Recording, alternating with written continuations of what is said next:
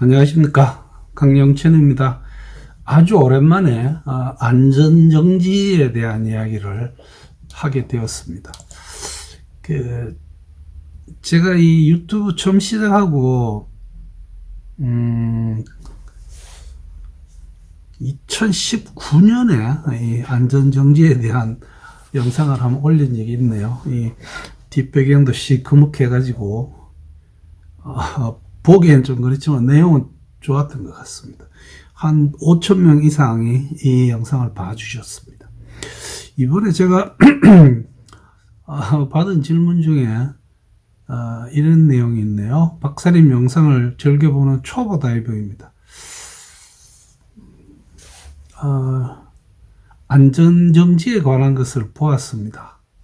이게 꼭 해야 하는 것이 맞는지, 아마 꼭 해야 하는 것이 맞는지, 또 어떤 분은 서서 하고 어떤 분은 수평 자세로 하고, 이것도 어느 것이 맞는지 좀 가르쳐 주십시오 라고 하는 아주 건강한 질문을 하시면서 저희 건강도 기원해 주셨습니다. 이게 뭐 사실 안전정지에 대해서만 이야기해도 몇 시간을 해도 이게 부족할 수도 있는 그런 주제죠. 그래서 좀 간단하게 안전정지 이야기 한 번 더 하고요. 꼭 해야 되는지, 그 다음에 이 질문하신 것처럼 이 수평이나 수직 자세 어느 게 더 좋은 건지. 그래서 우리가 이제 기왕 안전정지를 할 거면 프로처럼 하는 방법을 한번 정리를 해봤습니다. 그리고 나름 결론까지 한번 내려보겠습니다. 이 안전정지에 대해 제가 올려놓은 그 영상을 보시면 이 역사에 대한 게 나옵니다. 이게 1974년에 앤드류가 논문을 냈습니다. 이때 이 논문이 그 동물 실험을 통해서 그 다음에 실제 다이버를 넣고요 해서 챔버에서 테스트를 했습니다. 그래서 다이빙 끝나고 나서 그 모든 다이빙 이후에는 반드시 질소 버블이 저희들 오른쪽 심장 방으로 돌아오죠. 근데 그 양이 확 줄어드는 것을 증명을 하고 나서부터 마치 이 안전정지는 어떤 필수인 것처럼 되어 있습니다. 잘 아시다시피 요령은 5m에서 3분이라고 하는데 이것이 더 정확하게 말하면 4 내지 6m에서 3 내지 5분 뭐 이렇게 되어 있습니다. 그래서 저희들이 그냥 외우기 좋게 5m에서 3분 이렇게 알고 계시면 정확합니다. 이 정지라는 말은, 이 stop이라는 말은 첫째는 상승을 stop 하는 거죠. 상승하다가 멈추는 겁니다. 그 다음 또 한 가지는 그 stop 하는 동안에는 다른 어떤 행위도 안 하는 게 맞습니다. 제 경우 같으면 뭐 아직도 그 다이빙 끝나고 안전정지 하는 그 어떤 3분 내지 5분 그 시간 동안 뭐 스킬 연습도 하고 이렇게 합니다. 괜히 마스크 썼다 벗었다도 하고요. 호흡기 던졌다가 다시 찾는, 그냥 습관적으로 그렇게 하고는 있는데 실제로 원칙은 스탑입니다. 아무것도 안 하는 겁니다. 그 다음에 이 이제 정지라는 것이 다이빙 할 때 해당되는 게 일반 레크리에이션 레벨에서 안전정지가 있는가 하면 프로페셔널, 미안합니다. 이건 프로하고는 관계없죠.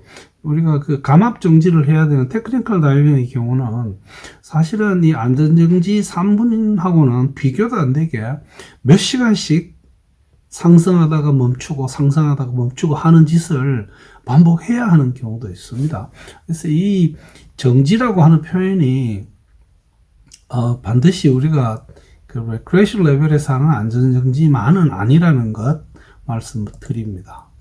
자, 이 질문하신 것 중에 이 꼭 해야 되느냐 이렇게 되어 있습니다.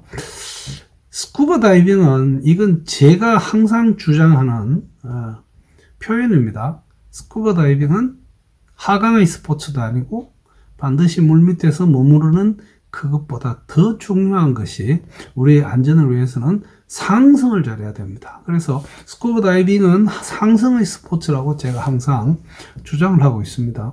상승 속도는 이 부분도 제가 그 다른 영상에서 한번 상세하게 다룬 적이 있습니다만, 일단은 1분의 9미터 정도, 뭐 이 9자라는 수치가 마음에 안 들어서 요즘 그 DN에서 나오는 잡지 같은 거 뭐 이래 보면 10미터로 바꿔놓은 것도 있습니다.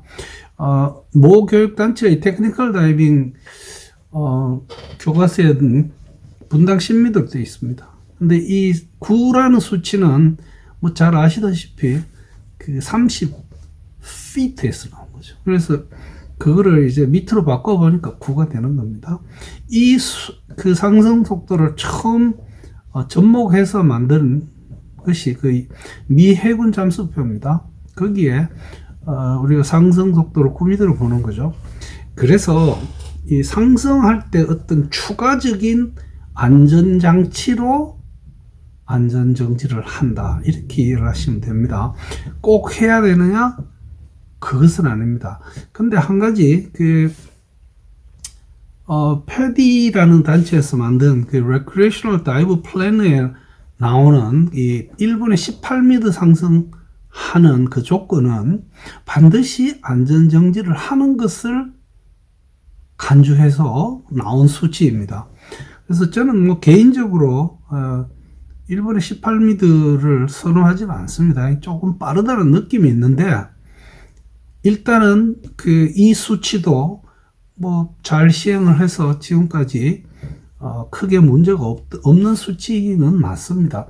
즉 그러자면 우리가 1분에 9m 올라오면서 또 안전정지를 같이 한다면 더 안전 장치를 가지는 게 되겠죠. 수평이냐 수직이냐 이런 이야기입니다. 우리가 수중에서 다이빙 할 때 수평으로 하죠. 서서 다니면 해만 자세가 됩니다. 이 수평으로 다이빙을 하는 가장 큰 이점은 온몸에 골고루 같은 압력을 받고요. 그 다음에 호흡기로 들어오는 공기가 내가 서 있을 때는 입에서부터 폐 중심까지 갈 때 약 3 내지 40cm의 거리가 나옵니다. 그것을 줄여주기 위해서 그 호흡기에서 나오는 공기 압력과 폐로 가는 공기 압력을 같게 만들어주는 거죠. 그래서 수평 자세를 합니다. 문제는 이 안전정지 할 때도 내 몸에 같은 압력을 주면서 내 몸에 있는 모든 조직에서 같은 속도로 질소가 빠져나가게 하기 위해서 우리가 수평 자세를 취하는 겁니다. 그래서 이게 더 바람직한 것은 사실입니다. 꼭 이렇게 해야 된다, 뭐 안 해도 된다, 이런 이야기를 떠나서 수평 자세는 그 나름 가치가 있습니다. 그래서 지금 테크니컬 다이빙처럼 굉장히 장시간 감압 정지를 하는 어떤 그런 경우는 뭐 거의 이 수평 자세가 법칙처럼 되어 있습니다. 근데 그것도 절대로 쉬운 게 아니죠. 레크레이션 레벨에서는 수평 자세가 강력히 추천되는 바이지만 강요하는 것은 아닙니다. 내가 수평이 잘 되지 않는 상태에서 이 안전정지하려고 용 쓰다 보면 오르락 내리락 오히려 더 위험할 수도 있다는 점이 사실입니다. 그래서 그 유명한 지유이에 있는 어떤 그 이사 중에 한 사람이 우리나라에 교육하러 자주 왔습니다. 근데 이 교육 중간에 앉아서 잠시 무슨 이야기를 나누다가 진짜 미안합니다. 상승하다가 감압 정지할 때 계속 이렇게 수평 자세로 유지하느냐. 나는 허리가 아파서 좀 그게 힘들더라고 하니까 이 친구 대답이 니 미쳤나? 뭐 니 바보가? 무슨 말인가 하면 이 수평 자세로 꼿꼿이 엎드려 가지고 이 무릎 쪽을 세우고 뭐 핀을 꺾고 하는 이런 어떤 것이 사실 허리에도 부담이 많이 가고요. 절대로 장시간 취하고 있기가 그렇게 쉬운 스킬은 아닙니다. 그러나 한 번 더 말씀드려서 우리가 테크니컬 레벨에서는 수평을 강조를 하고 레크레이션 레벨에서도 수평 자세가 바람직하지만 꼭 해야 되는 것은 아니라고 정리하겠습니다. 그래서 우리가 안전정리를 정말 프로페셔널하게 이 프로처럼 하려면 어떻게 하느냐? 가급적 수평 자세를 취할 수 있다면 그것이 좋다고 한 번 더 말씀드립니다. 이러기 위해서는 사실은 다이빙 하면서도 연습해야 되고 수영장에도 자주 가서 이 수평 자세로 천천히 올라오는 것을 연습을 해야만 합니다. 그리고는 가급적이면 시각적 참고물을 사용하는 것이 좋습니다. 여기 포함되는 것이 상승 라인, 하강 라인, 이걸 보면 우리 눈으로 내가 어떤 지점에 머물러 있다는 것을 확인할 수가 있죠. 앵커 라인 좋습니다. 그 다음에 요즘은 거의 대부분 다이버들이 이 SMB를 사용하면서 거기에 라인을 올리죠. 그래서 그것도 시각적인 참고물로서 굉장히 좋은 효과가 있습니다. 팀원이나 버디를 혹은 내하고 같이 다이빙하고 있는 프로페셔널 강사의 모습을 내가 꾸준히 지켜보고 있으면 그 사람은 그 수심을 유지할 수 있기 때문에 나도 그분의 수심에 맞출 수가 있습니다.